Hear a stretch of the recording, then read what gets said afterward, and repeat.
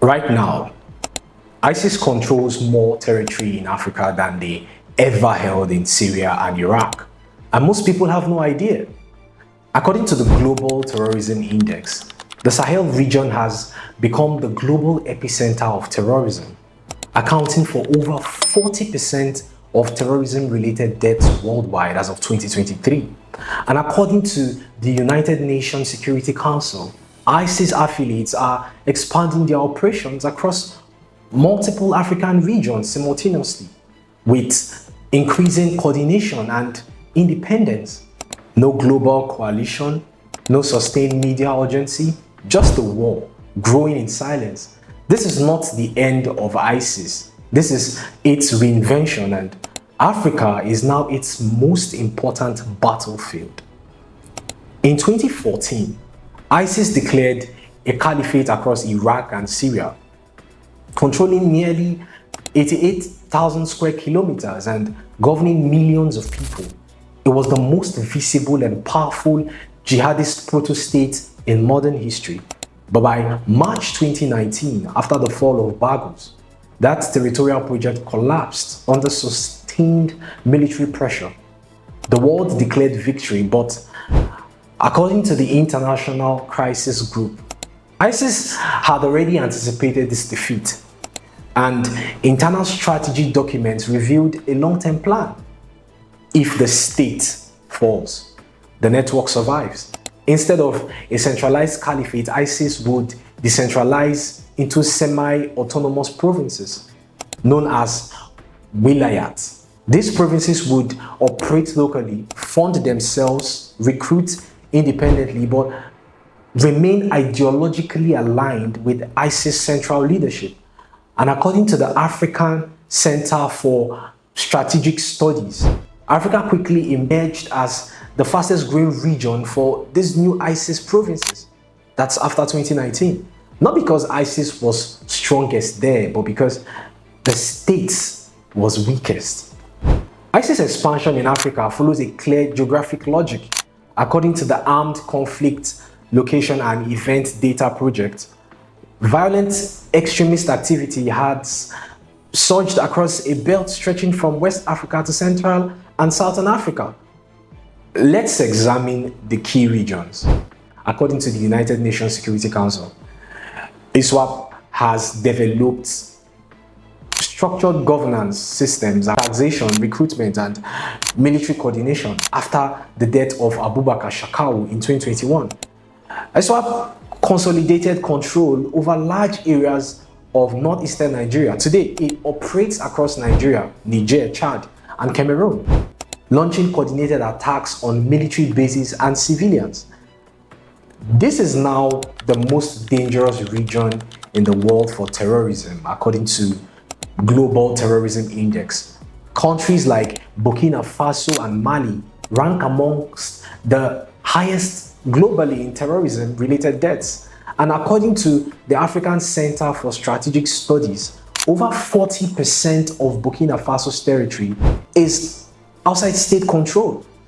ISIS Sahel province operates alongside and sometimes competes with al-Qaeda-linked groups, creating a complex insurgent system. Since 2017, ISIS-linked insurgents have operated in northern Mozambique. According to Human Rights Watch, they have carried out mass killings, kidnappings, and village burnings. In 2020, they captured Mosimbo the Prior, a strategic port used for trade and logistics. This marked a turning point, showing the group's ability to seize and hold territory. In Eastern DRC, ISIS affiliates, particularly the Allied Democratic Forces, have intensified attacks. According to the United Nations, these groups are responsible for repeated massacres of civilians and destabilization of already fragile regions. Across these regions, the pattern is clear. ISIS is not centralized, but it is connected. ISIS in Africa operates differently from its Middle Eastern phase. It doesn't rely on spectacle, it relies on sustainability. According to the United Nations Development Program, Over 70% of recruits into extremist groups in Africa cite economic hardship as a key driver. ISIS exploits this reality. Its model includes taxation systems, the zakat, imposed on civilians, parallel courts enforcing strict interpretation of law, control of local economies, including gold mining and trade routes. According to the International Crisis Group, these groups generate millions of dollars annually through local revenue systems. They also embed themselves in existing conflicts, farmer versus herder disputes, ethnic marginalization, government absence, and then they offer something powerful, order. Even if it's violent, coercive, and temporary, it is often more present than the state. According to field research cited by African Center for Strategic Studies, some communities perceive insurgents more consistent actors than government forces. That's how insurgency becomes governance, and governance becomes control. This war is not hidden, it is underreported. According to the Armed Conflict Location and Event Data Project, violence in the Sahel is highly localized and fragmented, making it difficult to capture in global media narratives. There is no single defining battle, just hundreds of smaller ones.